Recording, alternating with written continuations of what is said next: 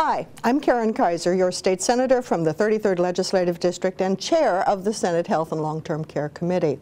I am happy to report that Governor Gregoire has signed the bill into law to increase unemployment benefits beginning the first week of May.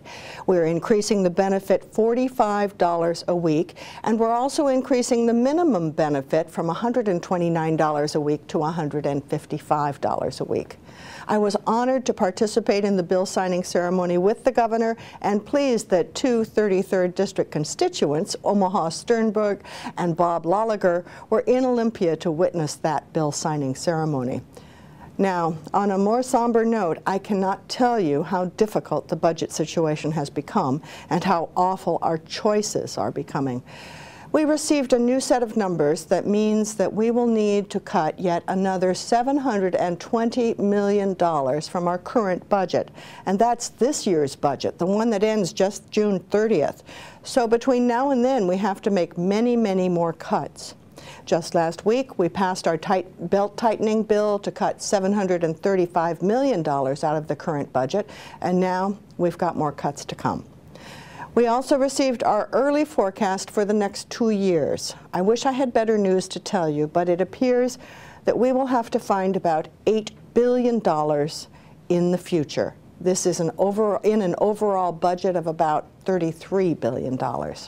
All week, we've had delegations of wonderful citizens imploring us to keep the funding for their specific program. From the Lifelong AIDS Alliance and the Oxford Houses Recovery Communities to the March of Dimes and the ARC Advocates for the Developmentally Disabled. All of these groups can show how investment in early intervention will pay off in future savings. But right now, we have no ready funds for investment, just like many families. On March 13th and 14th, I am planning to arrange a couple of town meeting sessions in our district to have a conversation with you about the options we face. We need to write our biennial budget for the next 2 years by March 25th, so the input you give will be most helpful. We'll get details to you about the exact time and location of these town meetings as soon as possible.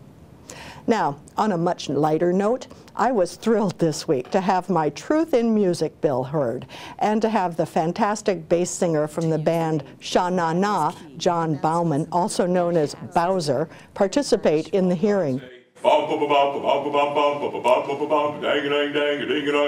Thank you. The bill, Senate Bill 5284, will protect both consumers and performers from the imitation bands that claim to be what they're not. For example, last year people bought tickets to see the fabulous Platters perform in Everett, but no one in the band that performed had ever been part of the original, famous, authentic Platters. I do love rock and roll, but I don't like phony imitations. It was nice to have one light moment this week. I hope all goes well with you, and as always, feel free to contact me and my staff if you have any questions or concerns about the legislation we're doing in Olympia. Thanks again for watching. Have a great week.